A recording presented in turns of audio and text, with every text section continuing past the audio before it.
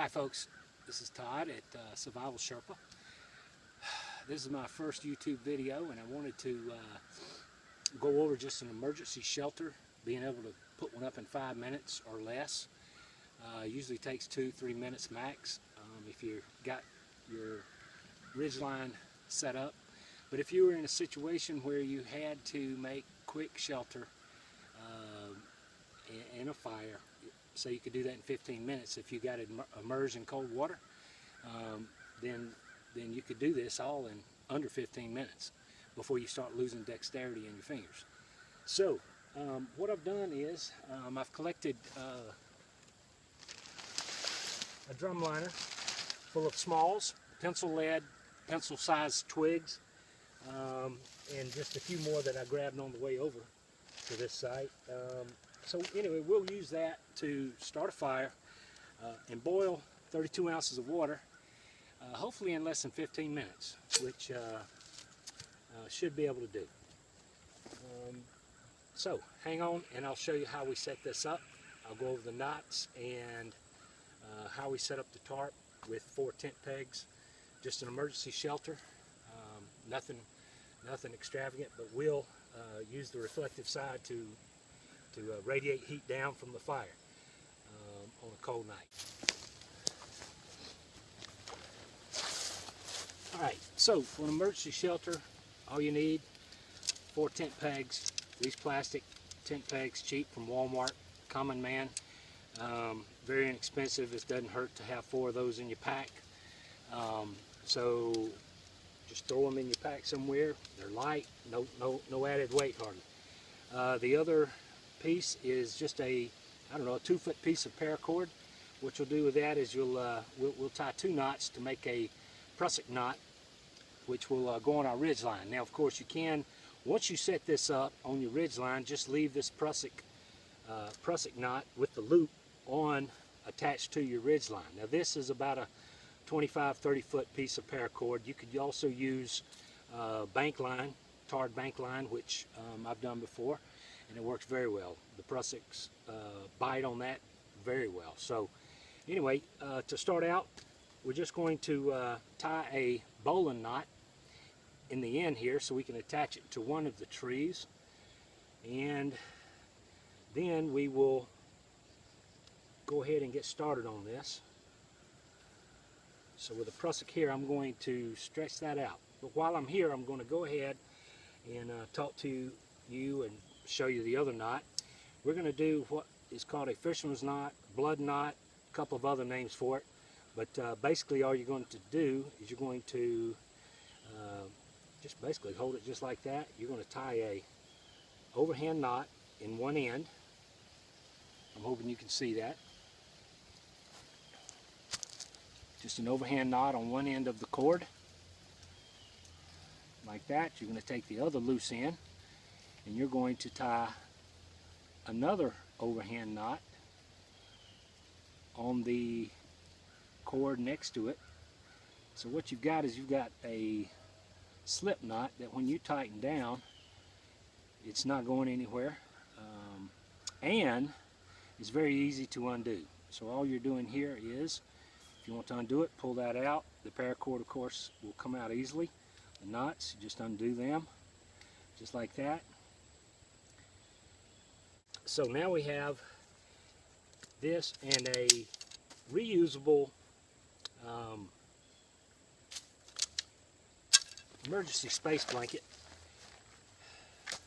What I've done on my space blanket is I've taken and done the same thing that I did here with some bank line, 36 bank line, number 36 bank line, and just tied off 2 ends here so that I've got a loop that these stakes, when it's time, I can just go straight through to the ground, no worries. I've got one other piece here that I think I had that left over from the Pathfinder class. So, but I've still got the black bank line on each one of the corners. And of course, even if your grommet comes out, it's still very usable and functional. So just leave that in there. All right, so we're going to put the reflective side towards towards the fire, and it will be a lean-to shelter. And we're going to show you now how I set it up. Already had a bowline knot right here on the other end. So what we'll do is we'll take the bowline end, go around our tree, just above waist height, pull the tag in through,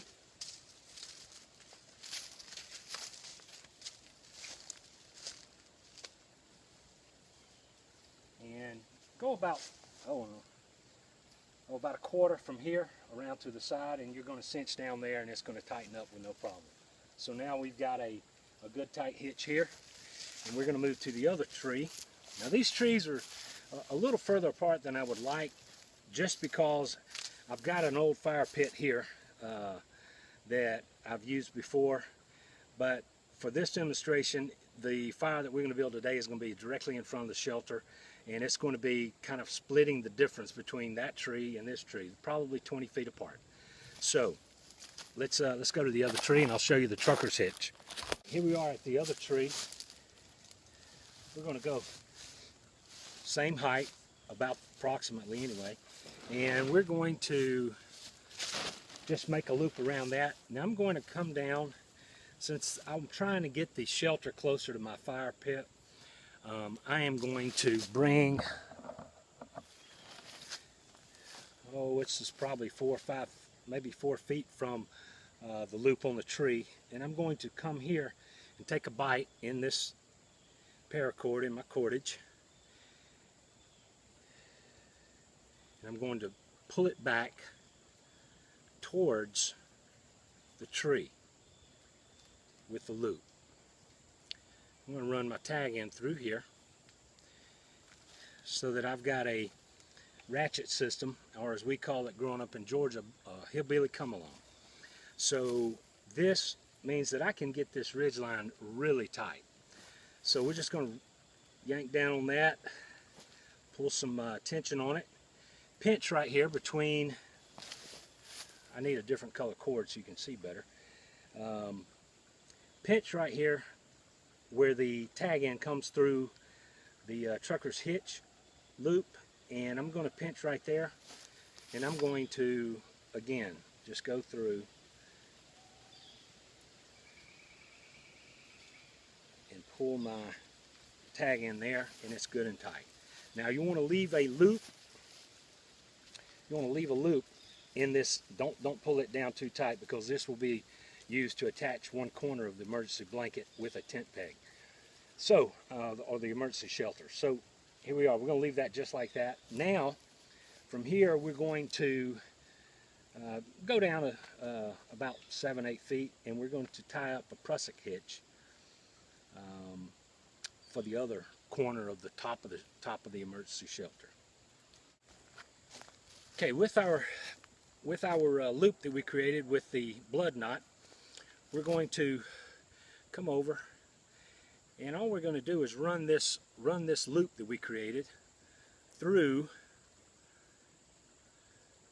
here 3 times, through the loop 3 times. Now this knot on the loop, we want to keep it away from this ridge line, so you may have to adjust it, but I usually start it somewhere near, I don't know, halfway down the line of the loop that I'm tying, and I just do 3 of those loops. Don't worry about dressing it up yet. Once we get that in there, then we will dress up this prusik loop.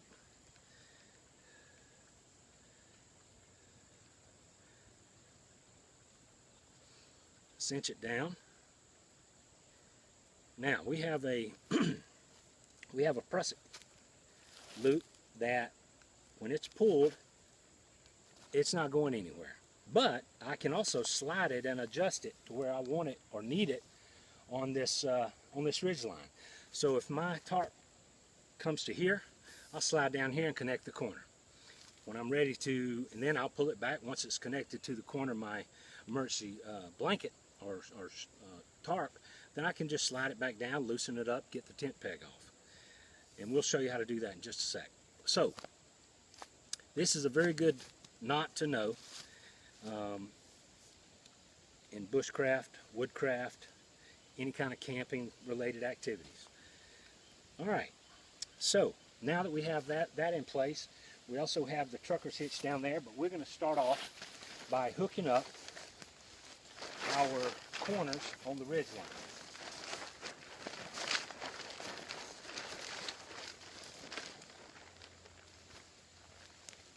So all we're going to do here is we're going to insert our loop through there, grab a tent peg out of my pocket, pull it in there. We're going to let it hang for now. It's not going anywhere. Grab the other corner. Now, from down here, all we're going to do is we're going to take the loop end of our trucker's hitch and we're going to insert it into the other corner, the opposite corner from the prusik, pull it through, put a tent stake in it, cinch down on the tag end, of our trucker's loop, and now that's in a place where it's not going anywhere. Come back and adjust my prusik out to where I have a nice taut ridge line holding my emergency space blanket up. From there, we're going to grab another tent stake with a loop. I like to use the shorter loop that I've tied here, not the longer paracord, but this number 36 bank line, because it's shorter and it'll hold this tarp closer to the ground, just to prevent a little bit of wind and possibly rain from coming under there. All right, so we're just going to pull this down tight. Now this all, again, can be done in 5 minutes or less. I'm just going to go in with our tent peg there, come over to the other corner. Again, I've got cordage ready to go. All I'm doing now is I'm taking my tent peg, adjust it out. We can tweak what we need to after we get this set up. Now, if this is needs to come this way just a little, I think.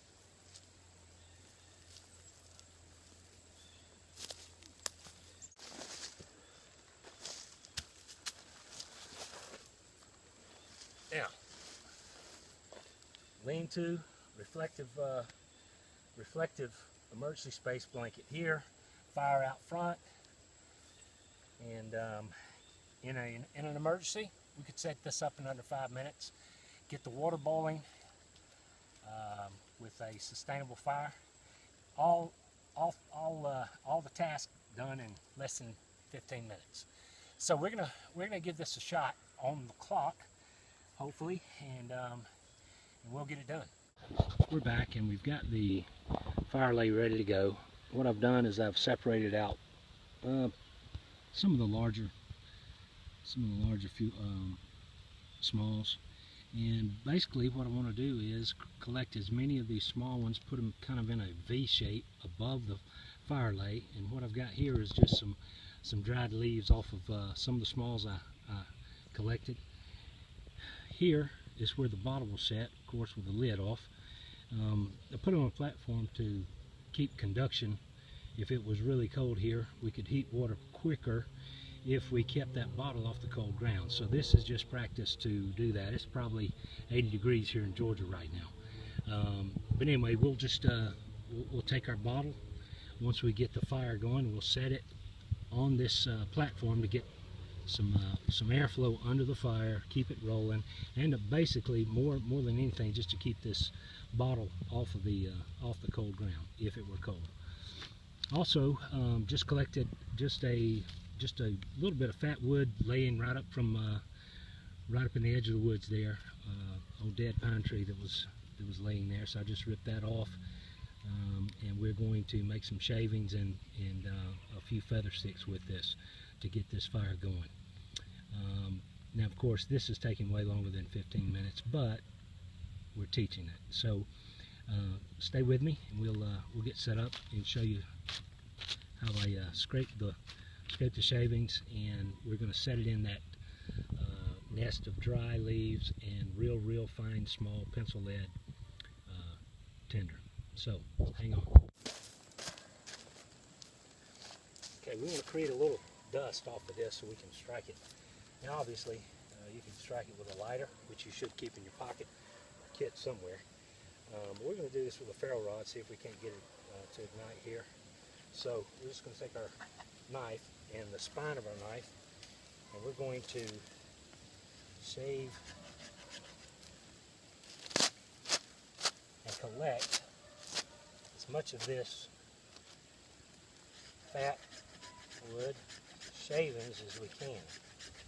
Now this knife, which I got from Red Barn Forge, has served me well in the last 2 months.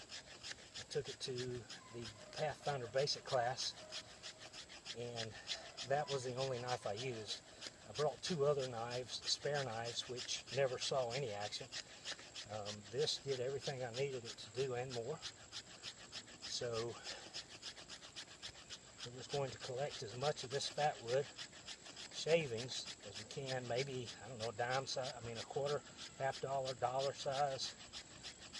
That looks like it'll do it.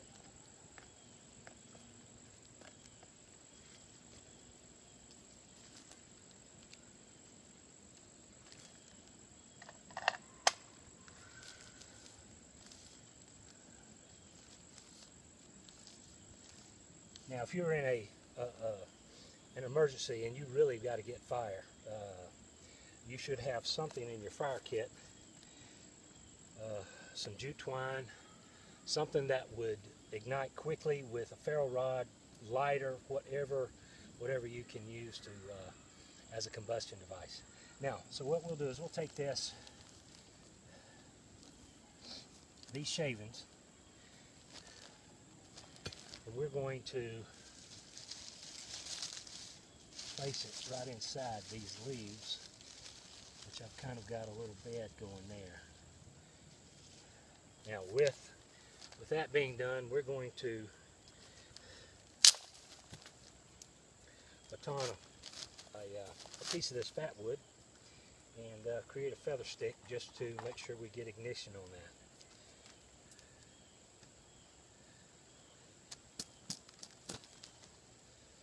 Oh yeah. Oh, that's Georgia fat wood right there.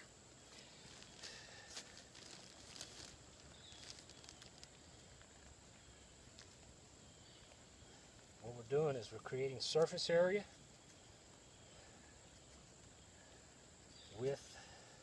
so that when that fat wood, those shavings, ignite,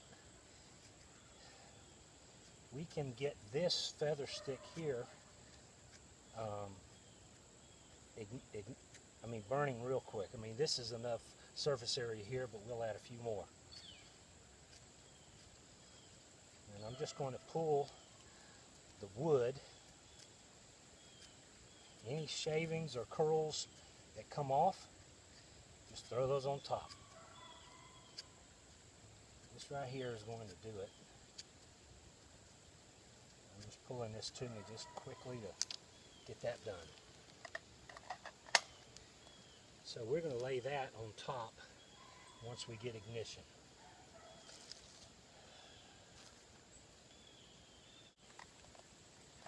Now this knife from Red Barn Forge throws amazing sparks off of this 6-inch ferro rod. So we are ready. We'll take the lid off of that and let's see if we can't get ignition.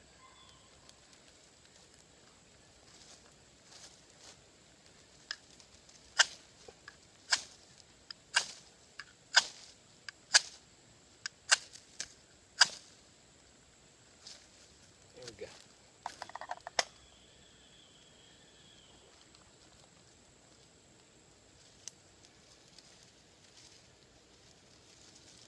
Just going to prop that up there.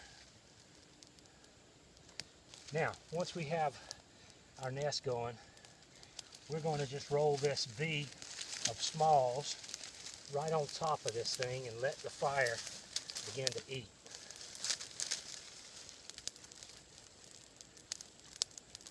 Now, as that's beginning to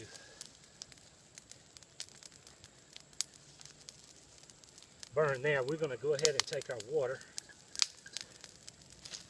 And we're going to set it up in this nest.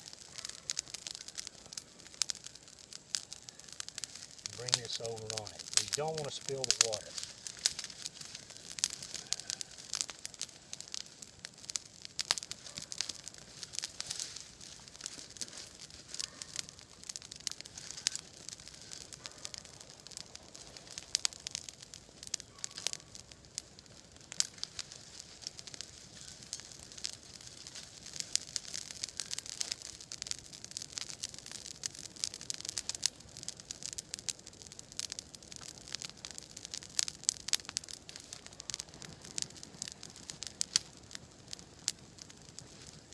Now what we want to do is get this fire all the way around this cup, around this canteen, for it to begin to boil this water quickly.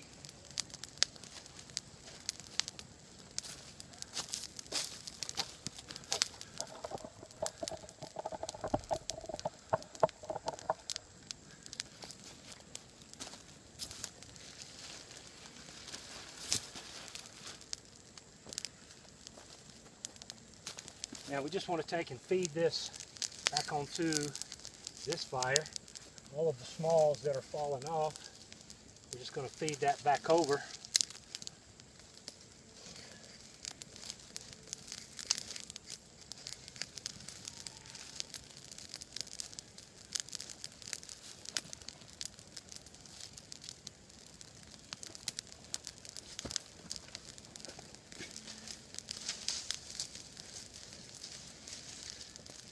Feed it from the outside where the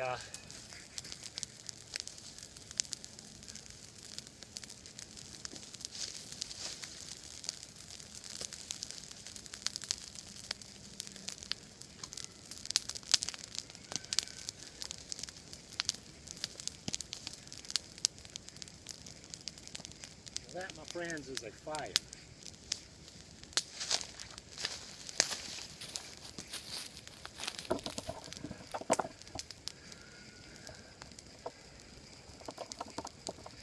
I can hear it boiling, or at least bubbling.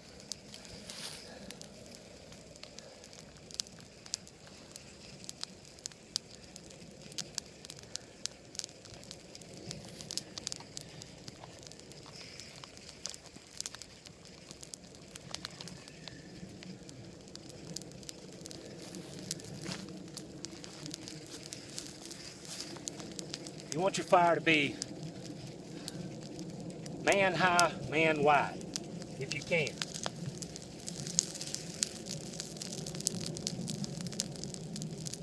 And we have a boil. Let's put on the old glasses just to make sure.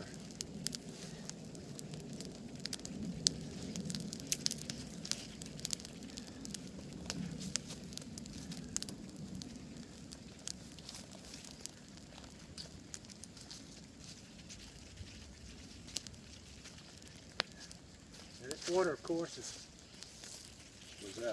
taken from the creek, and we definitely have a rolling boil. We'll have to check the camera. I didn't time it. Check the camera to see how long that took. From ignition to boil. I'm guessing 3, maybe 4 minutes.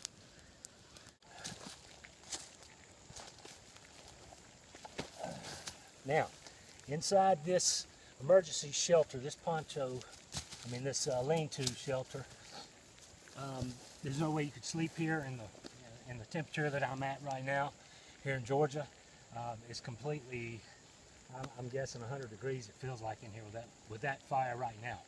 So, anyway, that's how we do an emergency shelter and a water boil in 15 minutes. Now, of course, to sustain that fire, I would have had thumb size, wrist size, some larger fuel to keep our fire going if it were cold, and if it were in a situation where I had to have fire all night. I would have collected, I don't know, 3 or 4 times that amount of wood in larger wood once I had a sustainable fire going and my water was boiled.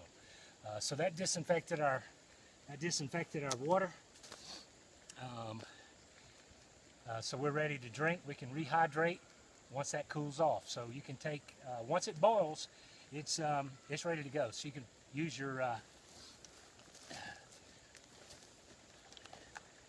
multi-tool, grab it off of there, let it set and cool.